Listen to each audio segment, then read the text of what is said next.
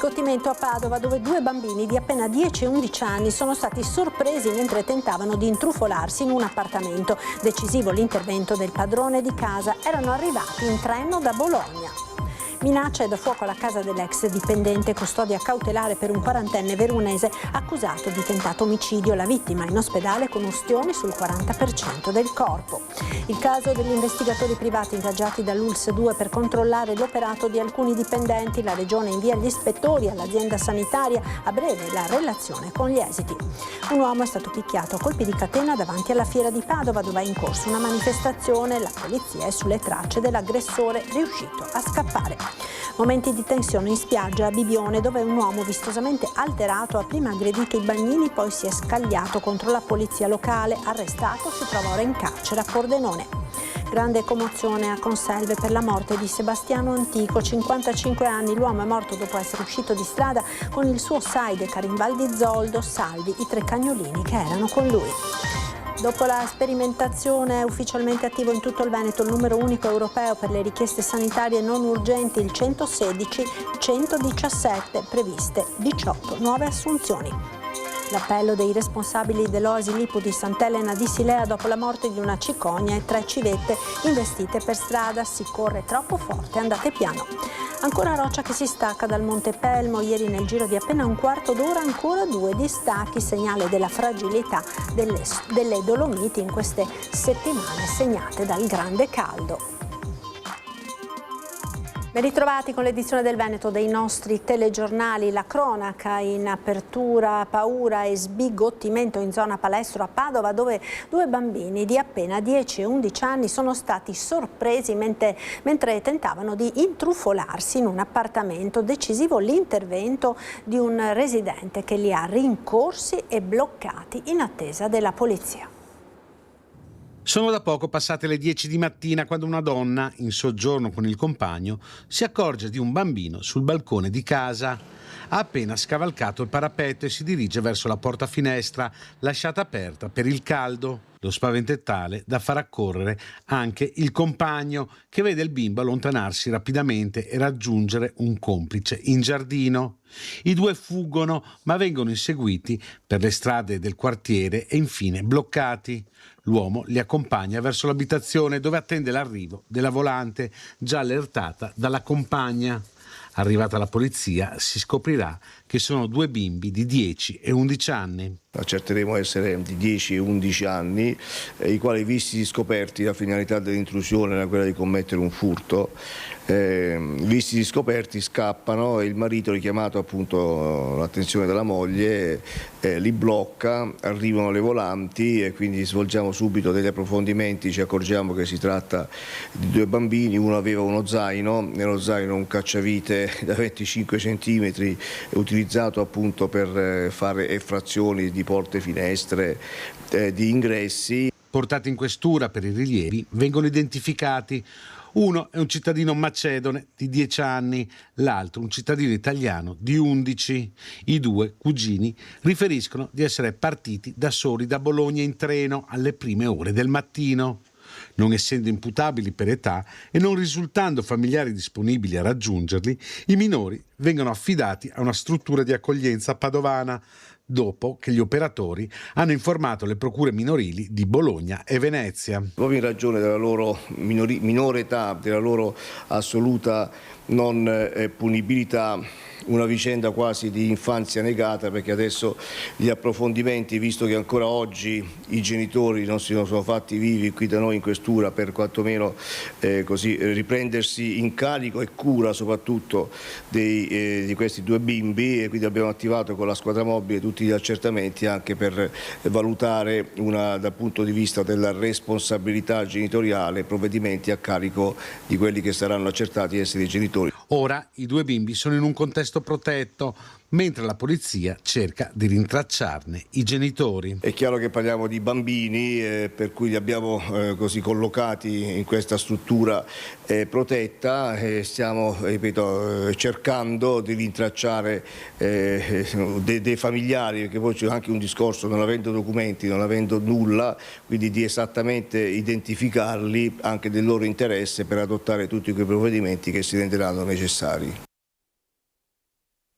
Ancora a cronaca, ha piccato il fuoco nella casa del suo ex dipendente, arrestato un 40enne ristoratore veronese. L'uomo è accusato di tentato omicidio, incendio doloso, minacce e danneggiamento. Nel corso degli accertamenti da parte della squadra mobile di Verona sono emersi dei dissidi per futili motivi tra l'arrestato e la vittima. L'indagine ha preso il via a seguito di un incendio divampato lo scorso giugno in un'abitazione nel quartiere di Borgo Roma, dove un 40enne dello Sri Lanka era rimasto intrappolato tra le fiamme, riportando ustioni su oltre il 40% del corpo. Gli investigatori hanno appurato che l'ex datore di lavoro, un ristoratore veronese, nella notte avrebbe fatto un primo accesso presso l'abitazione della persona offesa, danneggiando la porta d'ingresso, litigando e minacciando l'ex dipendente. Nella stessa notte, poco dopo, l'indagato è tornato e, utilizzando una bottiglia carica di liquido infiammabile, avrebbe appiccato il fuoco. Ed ora il caso degli investigatori privati ingaggiati dall'ULSS 2 per controllare l'operato di alcuni dipendenti. La Regione Veneto invia gli ispettori all'azienda sanitaria trevigiana. A breve arriverà la relazione con gli esiti. Dobbiamo aspettarci la risposta che gli ispettori inviati all'ULSS 2 raccoglieranno e ci faranno un panorama esatto di quanto accaduto e di quali saranno poi i provvedimenti che verranno a determinarsi a seguito di quanto raccolto dagli ispettori. Investigatori privati all'ULSS 2 per controllare che i lavoratori rispettassero gli obblighi contrattuali. Si muove anche la Regione Veneto con il direttore generale Giancarlo Ruscitti, che ha inviato a Treviso gli ispettori. A breve è attesa la relazione dell'ispezione, che dovrebbe far chiarezza sul mandato che l'ex direttore Francesco Benazzi ha assegnato tra gennaio e dicembre 2025 all'azienda Global Investigazioni per un budget di 130.000 euro più IVA. Nei giorni scorsi l'ex DG ha spiegato come l'incarico sia stato affidato per verificare su specifiche segnalazioni il presunto comportamento infedele di alcuni dipendenti dell'azienda sanitaria che, dopo aver timbrato il cartellino, facevano altro. Un'indagine interna, ha detto Benazzi, anche per tutelare la stragrande maggioranza dei dipendenti che lavorano con impegno e competenza e rischiano di restare danneggiati da poche mele marce. Se e quante fossero queste mele marce e cosa esattamente abbiano fatto al momento non è noto. Di certo il ricorso ad un'agenzia privata di investigazioni ha sollevato una bufera, con i sindacati che chiedono chiarimenti ed un incontro con l'attuale dirigenza dell'ULSS 2, ma anche all'interno del Consiglio regionale, con le richieste dei consiglieri trevigiani Niccolò Rocco di Azione e Rossella Cendron delle Civiche Venete. L'annuncio del dottor Ruscitti risponde al nostro desiderio di trasparenza. Non mettiamo in dubbio la legittimità dell'atto con cui è stata affidata un'indagine, ma sicuramente siamo di fronte a un'azione irrituale, motivo per il quale vogliamo capire, di fronte a una spesa di denaro pubblico, cosa abbia prodotto l'indagine. È giusto capire cosa abbia prodotto, dove si è andata a migliorare la qualità delle cure per i cittadini e soprattutto questo non deve diventare un modus operandi. Ricordiamoci che il tema del personale sanitario è il tema centrale per la cura, per cui se le risorse possono essere spese per altro forse è meglio. In più rimangono due questioni: la questione del trattamento dei dati che sono stati raccolti, come sono stati utilizzati, dove sono conservati, e in più assolutamente c'è la questione delle risorse. Sono stati impiegati più di 150.000 euro per un'azione investigativa. Siamo sicuri che non ci fossero altre modalità per ottenere lo stesso risultato? Un uomo è stato picchiato a colpi di catena davanti alla fiera di Padova, dove è in corso il Pride Village. Polizia sulle tracce dell'aggressore. Rissa fuori dal Padova Pride Village in fiera tra due cittadini stranieri. Un uomo di 42 anni è stato ferito all'addome a colpi di catena. Subito è stato soccorso dagli agenti della Polizia di Stato, che erano già sul posto per il servizio d'ordine pubblico, e l'hanno trasportato in ospedale, dove è stato operato d'urgenza. L'aggressore è fuggito abbandonando la bicicletta e il catenaccio usato per colpire il 42enne. La squadra mobile indaga per identificarlo. L'aggressione è avvenuta poco prima delle 3 di notte nei pressi di un ingresso della fiera. Gli agenti, presenti appunto per un dispositivo disposto dal questore in occasione della manifestazione, sono intervenuti subito dopo la segnalazione del personale addetto alla sicurezza. Sul posto la polizia scientifica ha eseguito i rilievi e sono state acquisite le immagini di videosorveglianza. Biciclette catena con tracce di sangue sono state sequestrate. Paura a Bibione, dove un uomo ubriaco ha aggredito la polizia locale e si è scagliato contro i bagnini. Momenti di tensione sulla spiaggia di Bibione, dove un uomo originario dell'est Europa in evidente stato di alterazione ed ebbrezza è stato arrestato dopo aver aggredito bagnini e agenti della polizia locale. L'uomo si era inizialmente sistemato sotto un ombrellone non suo. Alla richiesta dei bagnini di allontanarsi ha reagito con minacce e atteggiamenti aggressivi e violenti nei loro confronti. L'intervento di 2 pattuglie della polizia locale non è bastato a calmarlo. L'uomo ha sputato contro gli agenti e ha tentato di colpirli con calci. Gli operatori sono riusciti a immobilizzarlo e a mettere in sicurezza la zona, particolarmente affollata di turisti e bambini. Trasferito al comando di Via Maia, ha danneggiato l'auto di servizio e alcune sedie negli uffici. Dagli accertamenti è emerso inoltre che il documento esibito era falso e che l'uomo, che si è scoperto essere moldavo e non romeno come aveva detto d'essere, aveva diversi alias. È stato arrestato per resistenza, danneggiamento aggravato e possesso di documenti falsi, quindi trasferito nel carcere di Pordenone, dove il giudice ha disposto la custodia cautelare. Incendio in una palazzina abitata da stranieri a est. Le fiamme si sono sviluppate intorno alle 17. Ci sarebbero alcuni intossicati. In pronto soccorso è stato portato anche un vigile del fuoco colto da malore sul posto, oltre ai pompieri anche i sanitari del 118. E grande commozione a Conselve, dove si è subito diffusa la notizia della morte di Sebastiano Antico, l'uomo deceduto dopo essere uscito con il sidecar in Val di Zoldo.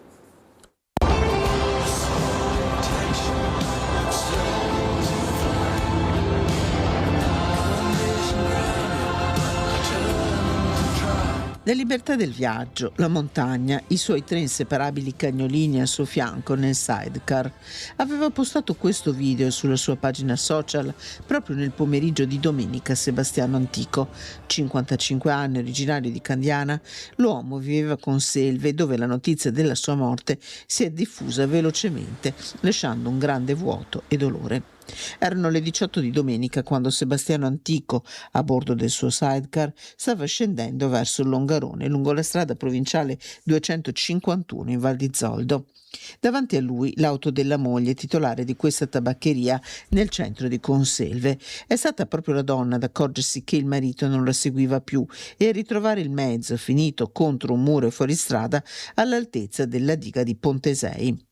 A nulla sono valsi i soccorsi del suo M118, arrivato con l'elicottero, con i vigili del fuoco e gli agenti della polizia stradale. Con lui viaggiavano i 3 adorati cagnolini. Una persona conosciuta da tutto il paese, grandissimo appassionato, lui aveva i suoi 3 cagnolini e purtroppo una disgrazia che rimane nel cuore del paese. Era molto affezionato a questi 3 animaletti? Sì, molto affezionato, se li portava sempre anche lì a lavorare. Un uomo amato e stimato, Sebastiano Antico. In passato consigliere comunale di minoranza candiana, il 55enne era molto impegnato nel sociale e nell'Avis. Consulente aziendale, lavorava spesso anche in tabaccheria, che questa settimana sarebbe stata chiusa per ferie. Le sue grandi passioni erano le moto e i 3 cagnolini che lo hanno accompagnato anche nell'ultimo viaggio. Barca a fuoco in laguna di Venezia all'altezza di Fusina, 2 persone ricoverate a Padova. I bambini stanno bene, i 2 adulti hanno invece ustioni gravi alle gambe. Non sono in pericolo di vita, ma sono ricoverati al centro Grandi Ustionati di Padova. Tutti, seppure con conseguenze diverse, sono rimasti coinvolti nell'incendio dell'imbarcazione con la quale stavano navigando sulla laguna di Venezia domenica pomeriggio. L'incendio è scoppiato mentre la barca si trovava nel canale Cunetta a Fusina, sollevando una densa colonna di fumo nero visibile a diversi chilometri di distanza. Sul posto è intervenuta un'autopompa lagunare dei Vigili del Fuoco di Dorsoduro.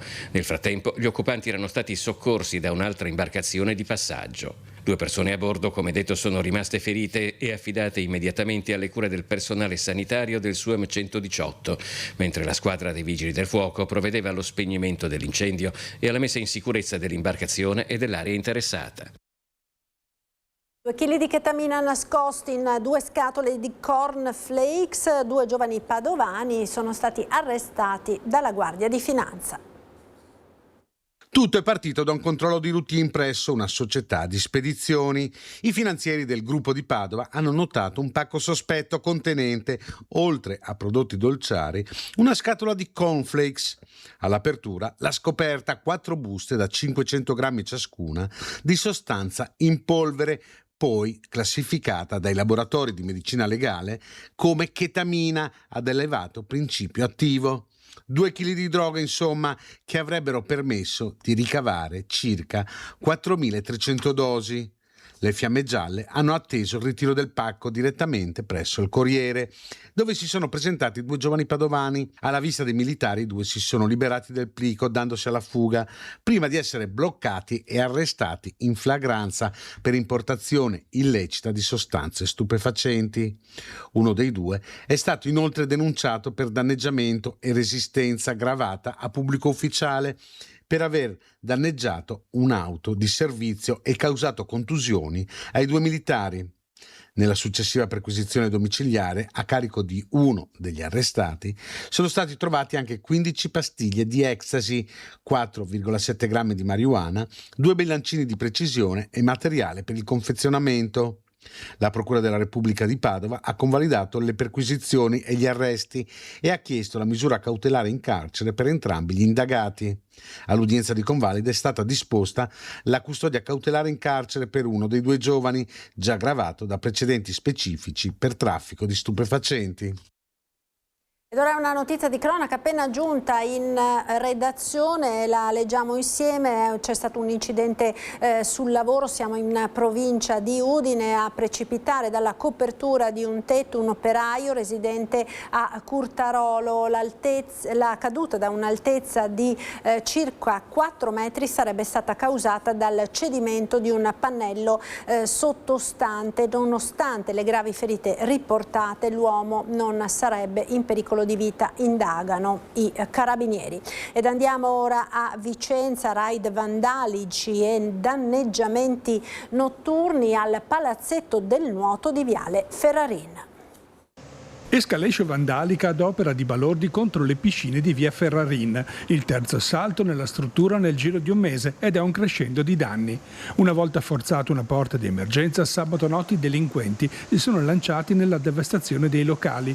Dal bar agli uffici al punto vendita di articoli tecnici d'abbigliamento. Trafugate alcune migliaia di euro in spiccioli e monete, ma sono i danni deliberati a far insorgere la rabbia a chi è rientrato dalle ferie per ripristinare al più presto l'operatività della struttura comunale. C'è sì un aspetto economico, ma c'è soprattutto un aspetto di danni e anche proprio che ci ha toccato dal vivo, perché è una cosa gratuita, una cosa solo per creare disagi, solo per creare, e questo è stato l'aspetto brutto, negativo.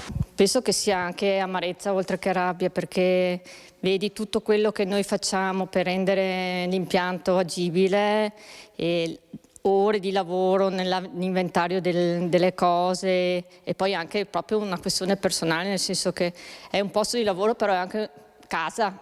Al momento indagano le forze dell'ordine che stanno visionando anche le immagini della rete di telecamere del quartiere alla caccia dei responsabili. Il palazzetto era chiuso al pubblico per i consueti lavori di manutenzione straordinaria annuale, ma resta da capire perché l'allarme non abbia funzionato.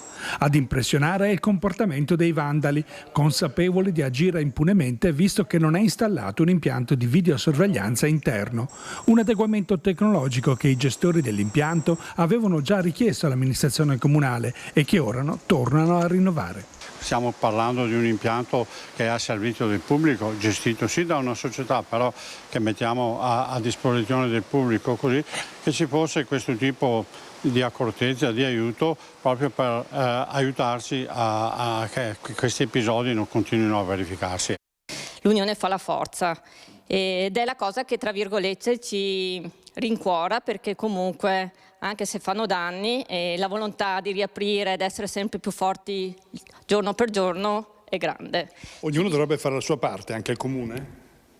In teoria sì, noi aspettiamo adesso che ci diano tra virgolette una mano anche loro nel vedere che dopo 3 volte di uscita notturne di queste, non li voglio neanche chiamare uomini, non so neanche come definirli.